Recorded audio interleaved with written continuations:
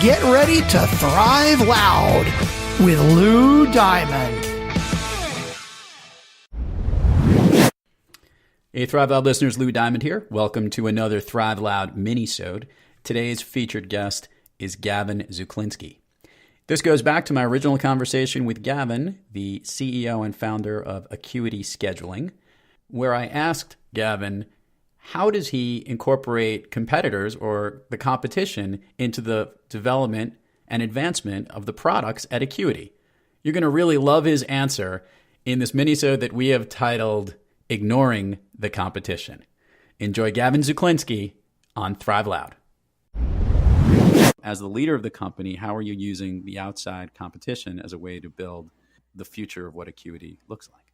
Shit. I don't pay attention to anybody at all. I hate to say it. We hear from customers and we hear the needs and we hear the frustrations. And occasionally they'll mention another customer. But you know, when I mentioned that journey of Acuity from 2006, a lot had happened. In the early days, I did a big search to try to find other things, and a couple of tools that were around at the time I felt were really clunky and overpriced. So that's why that was the original competitor research and where Acuity came from. But since then, I've tried to intentionally ignore competitors and really focus on the words and like the true meaning behind what customers are asking instead of what's out there on the market, so we can try to come up with some unique things and especially figure out who our real customer is.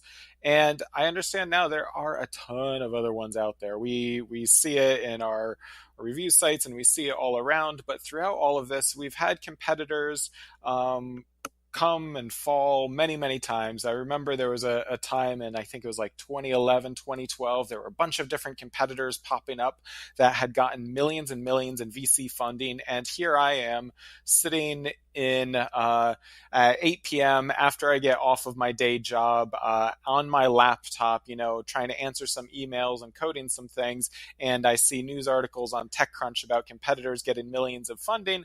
And that didn't make me too comfortable. But I tried to stay away from paying attention to what features they were creating or what they were building or anything with the product, and just kept chugging along with what we had with Acuity, you know, slowly and surely. And now those ones, they've gone away. I don't hear about them anymore. I don't see about them anymore. They've sort of died off. And this has happened again and again and again. We see competitors being acquired by really large companies. And I would get a little bit nervous about that, but then they just flounder. They just die off. And Acuity throughout all of this has just had a slow and steady growth. We haven't had any like crazy overnight type of things. There have been no crazy news articles about us or anything else. It's one of those quiet things that has grown well beyond what I ever imagined.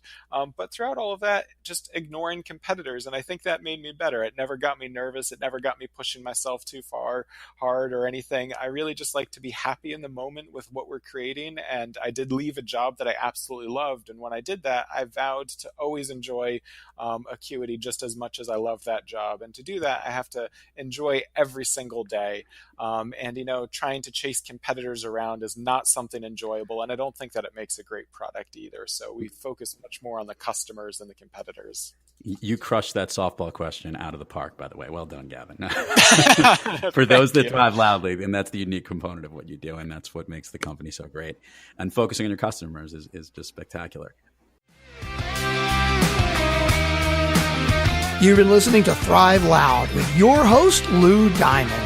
Make sure to subscribe on iTunes, Overcast, or wherever you get your podcasts. And follow us on Twitter, Facebook, and Instagram at Thrive Loud. Or find us on the web at thriveloud.com.